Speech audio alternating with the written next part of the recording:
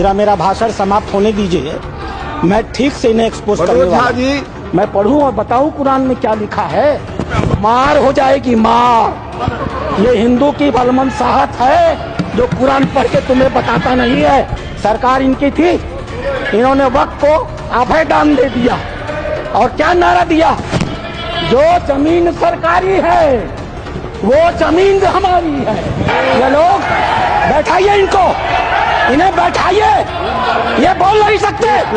बैठ जाओ, बैठो, आपस में बात नहीं प्लीज। उत्तर प्रदेश की 74% वक्त की संपत्तियां सरकारी जमीन पर कब्जा करके बनी है। वक्फ अधिनियम की जो ही माननीय गृह मंत्री ने घोषणा किया, पूरे देश में तूफान आ गया।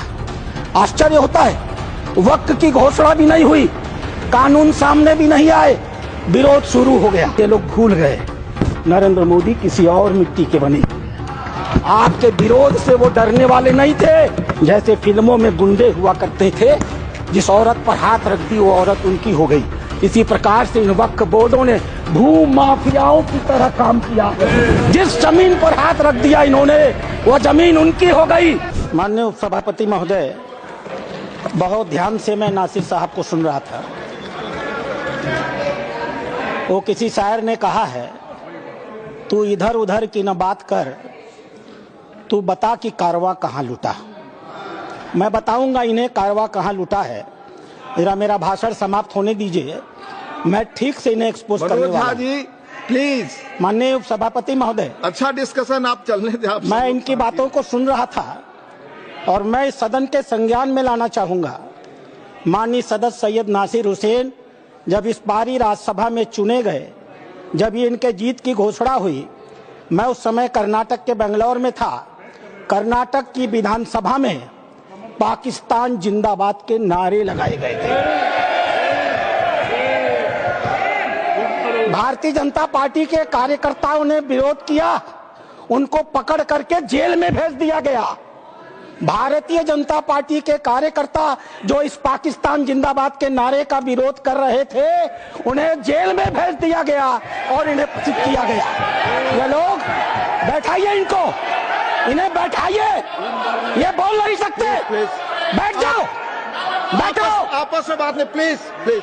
आप बैठो, बैठो प्लीज प्लीज, आपस में बात नहीं, आपस में बात महोदय। आप चेयर को संबोधित करें, हमने नहीं चेयर को संबोधित करें। सभापति महोदय प्लीज, आप चेयर को संबोधित करें। सभापति महोदय, आज देश के लिए गौरव का दिन है। देश के आम मुसलमान के लिए, देश के गरीब मुसलमान के लिए, देश के पसमंद बीच में टोका टोकी नहीं होगी, तो दोनों के लिए होना चाहिए। फिर तो please please please Nasir ji please please, झूठ बकवास सब उपसभापति महोदय नहीं जा रहा, आप रिकॉर्ड पे नहीं जा रहा, बैठ जाइए। उपसभापति महोदय, आज का दिन गरीब मुसलमानों के लिए, पसमानदा मुसलमानों के लिए, तलाकशुदा महिला बहनों के लिए, विधवा महिला बहनों के लिए, अनाथ बच्चों के लिए आज ऐतिहासिक दिन है। एक क्रांतिकारी परिवर्तन आने जा रहा है। पूरी की पूरी इस गरीब समाज, मुस्लिम समाज की आर्थिक और सामाजिक व्यवस्था में यह वक्फ अधिनियम क्रांतिकारी परिवर्तन लाने जा रहा है। मैं आभारी हूं माननीय मोदी जी का, जिन्होंने इस महान विधेयक को इस सदन में लाने का काम किया। अध्यक्ष उपसभापति महोदय, हम हिंदू हैं, हम लगातार अपने समाज में परिवर्तन की बात करते हैं। हमने लगातार अपनी समाज की बुराइयों के विरुद्ध संघर्ष किया है। इतिहास बड़ा गवाह है, हमारे यहाँ सती प्रथा होती थी, हमने सती प्रथा निषेध अधिनियम लाया। हमारे यहाँ बाल विवाह होता था, हमने बाल विवाह निषेध अधिनियम लाए। हमारे यहाँ विधवा विवाह नहीं होते थे, हमने विधवा विवाह अधिनियम लाया। आश्चर्य की बात होती है जब इस समाज की चर्चा होती है, आश्चर्य की बात होती है इन 75 सालों के अंदर एक बार भी मुस्लिम समाज के संशोधन को लेकर, सुधार को लेकर के, एक गरीब मुसलमान की जीवन की बेहतरी को लेकर के एक बार भी किसी प्रकार के सुधार आंदोलन को इस सदन में लाने का काम नहीं किया। आज यह पहली बार है और हमें गर्व है अपने प्रधानमंत्री पर, नरेंद्र मोदी पर, जिन्होंने इस मुस्लिम समाज के सुधार के ऐतिहासिक विधेयक को लाने का काम किया है। 2014 में माननीय प्रधानमंत्री बने थे, उनके दृष्टि में कभी हिंदू और मुसलमान नहीं होता था। उनका सिर्फ एक नजरिया होता था, गरीब और अमीर। आप गौर कीजिएगा, यह सदन गौर करेगा। हम जनधन योजना लेकर के आए, 42% लाभार्थी मुस्लिम थे। हम प्रधानमंत्री आवास योजना लेकर के आए, 31% लाभार्थी मुस्लिम थे। हम उज्ज्वला योजना लेकर के आए, 37% लाभार्थी मुस्लिम थे। हम मुद्रा योजना लेकर के आए, 36% लाभार्थी मुस्लिम थे। हम स्किल इंडिया लेकर के आए, 22.7% लाभार्थी मुस्लिम थे। हमने प्रधानमंत्री एम्प्लॉयमेंट गारंटी प्रोग्राम चलाया, अध्यक्ष महोदय 70% अधिक मुसलमानों ने उस योजना का इस देश में लाभ लिया।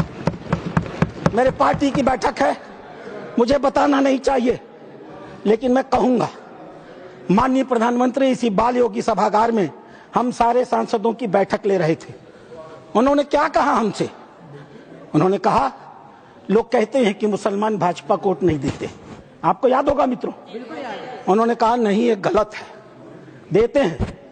और अगर मान लिया जाए कि नहीं देते हैं तो इसका मतलब क्या है? क्या वो देश के नागरिक नहीं है? क्या उनके काम नहीं होने चाहिए? क्या उनका विकास का काम नहीं होना चाहिए?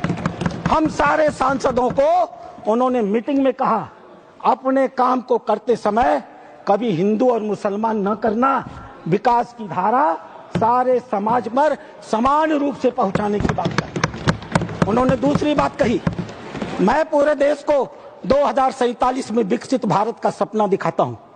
क्या 20% मुसलमान अगर देश का पिछड़ा रह जाएगा तो क्या भारत का विकास का सपना पूरा होगा? नहीं।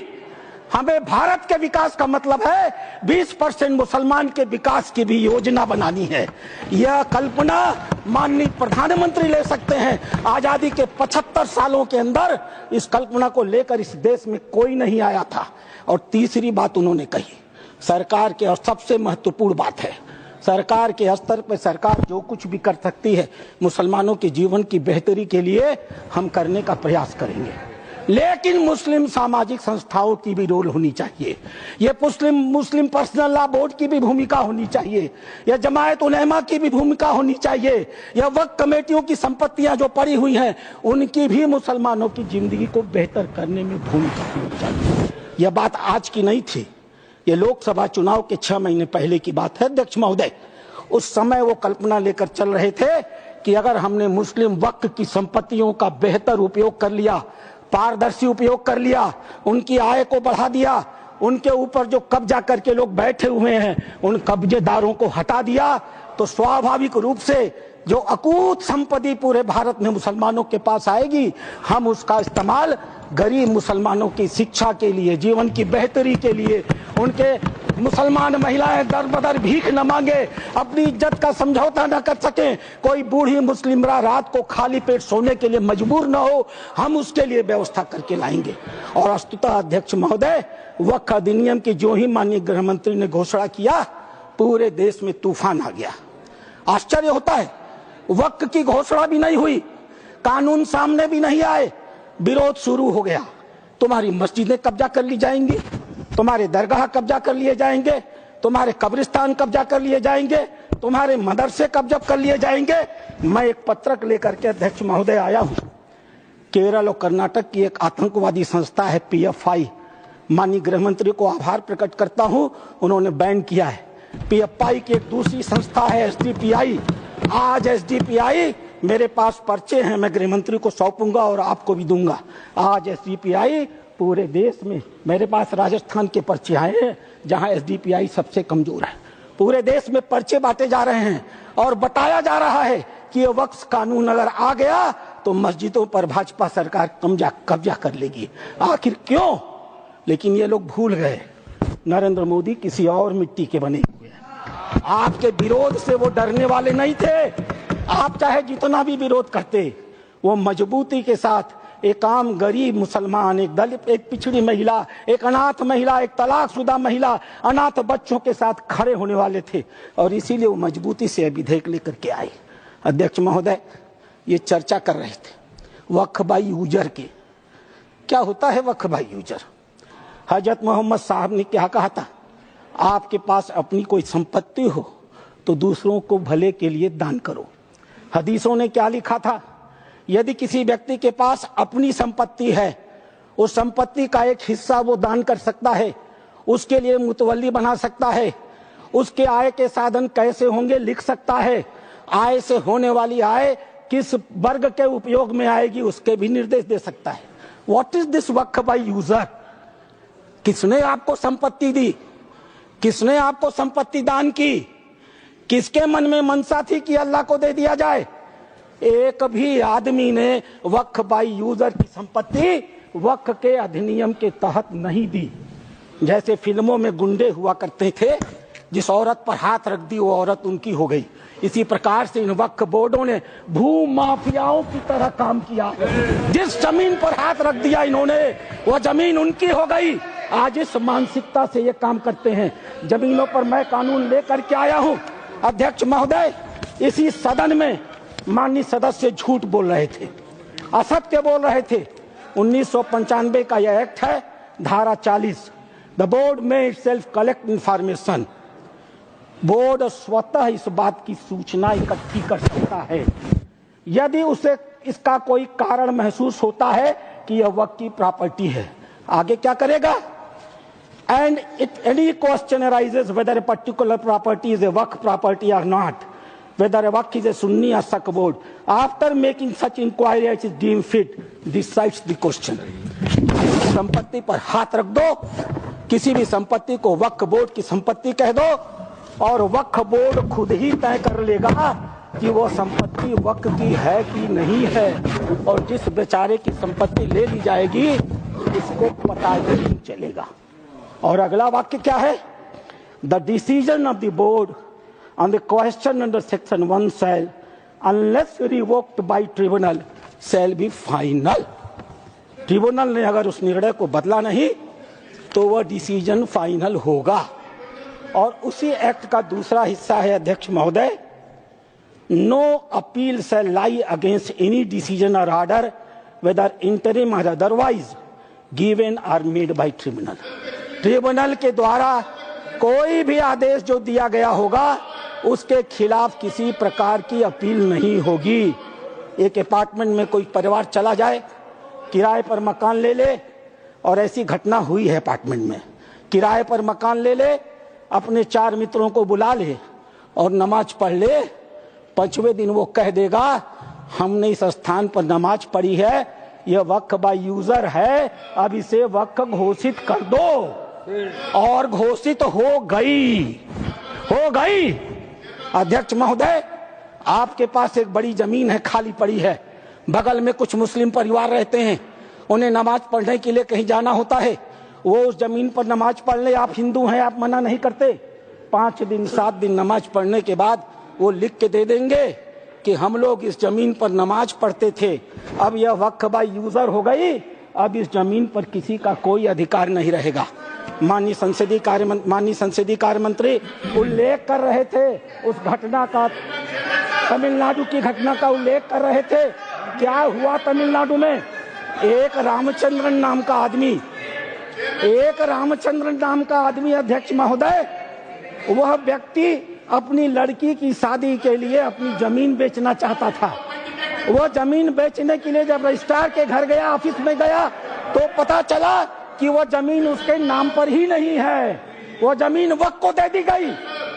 जब हल्ला मचा, गांव के लोग रजिस्ट्रार ऑफिस में गए तो पता चला कि उन दोनों गांवों की सारी जमीन वक्फ को दे दी गई। 1500 साल पुराना मंदिर भी वक्फ के हवाले कर दिया गया। यह होता है इन लोगों का वक्फ बाय यूजर अध्यक्ष महोदय। और आश्चर्य होता है, इन्हें बैठाया जाए अध्यक्ष महोदय, आश्चर्य होता है। मैं भी जेपीसी का मेंबर हूँ, ये भी जेपीसी के मेंबर है, ये गवाह है इस बात के। मैं लगातार जेपीसी में जितने भी विटनेस आते रहे, इनके बड़े बड़े धार्मिक मतावलंबी, मैं उनसे कुरान को कोट करके कहता रहा। मैं कुरान पढ़ता हूँ, कोई बुराई नहीं है किसी धर्म को पढ़ने में। मैंने कुरान को कोट करके कहा कि मौलवी साहब ये तो बताओ कि इस कुरान में या किस हदीस में यह लिखा है कि अगर हमने कोई संपत्ति दान नहीं की तो तुम उसको वक्फ बाय यूजर मालिकाना मान लोगे। किसी के पास एक भी मेरे सवाल का जवाब नहीं दिया। इन लोगों ने क्या किया मालूम है? वो जो ओवैसी साहब वहां बैठते हैं ना, उन्होंने मेरा नाम रख दिया मौलाना डॉक्टर राधा मोहन अग्रवाल। अब इससे बड़ी मेरी जीत क्या हो सकती है? मैंने इनसे पूछा, इस बात पर बहस होती है कि डीड लिखित गया या नहीं। मैंने इनसे कहा, जब हजरत मोहम्मद साहब ने अपने आयतों में लिखा है, 3 आयतें हैं, 4, आप चाहिएगा तो मैं पेश करूंगा। 4 आयतें हैं जहां हजरत मोहम्मद साहब कहते हैं, एक भी पैसा अगर किसी को दो तो उसको लिखो, उसका उदाहरण दो, उसका विटनेस बनाओ, ताकि ताकीद रहे कि कल तुम्हारे देने को कोई चुनौती न दे पाए। एक भी पैसा दो तो लिखित दो।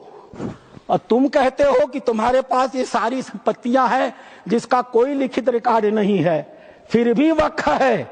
मेरे एक भी सवाल का जवाब, मैं उस कमेटी की बातों को बोलता नहीं, लेकिन चूंकि इन्होंने कमेटी का उल्लेख कर दिया इसलिए मैं इन्हें एक्सपोज कर रहा हूं। मेरे एक भी प्रश्न का जवाब ये लोग नहीं दे पाए।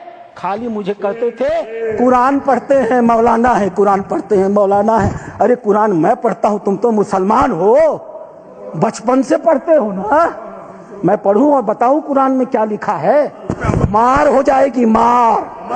ये हिंदू की भलमनसाहत है जो कुरान पढ़ के तुम्हें बताता नहीं है। अध्यक्ष महोदय, दूसरी चीज, अध्यक्ष महोदय, दूसरी चीज, सरकार इनकी थी, इन्होंने वक्त को अभय दान दे दिया और क्या नारा दिया? जो जमीन सरकारी है वो जमीन हमारी है। सरकारी संपत्तियों पर कब्जा करने का ऐतिहासिक इन्होंने कर्म काहे किया है। उत्तर प्रदेश की 74% वक्त की संपत्तियां सरकारी जमीन पर कब्जा करके बनी है। तेलंगाना में 50% की संपत्तियां सरकारी जमीन पर कब्जा करके बनी है। पूरा अभयदान इनको मिला था अध्यक्ष महोदय, और उसका फल क्या हुआ? 2006 में सच्चर कमेटी की रिपोर्ट आई। सच्चर कमेटी ने कहा 4,50,000 संपत्ति है और 6 लाख एकड़ जमीन है। आज 2024 में 8,72,000 संपत्ति है और 37,94,000 एकड़ जमीन है। 2006 से 2023 6 लाख एकड़ से बढ़ करके 37,94,000 एकड़ जमीन इनकी हो गई। इन्हें बताना तो पड़ेगा सभापति महोदय कि आखिर 31 लाख अतिरिक्त जमीन इन्होंने पाई से कहां से है। इन्हें उसका उदाहरण देना पड़ेगा अध्यक्ष महोदय।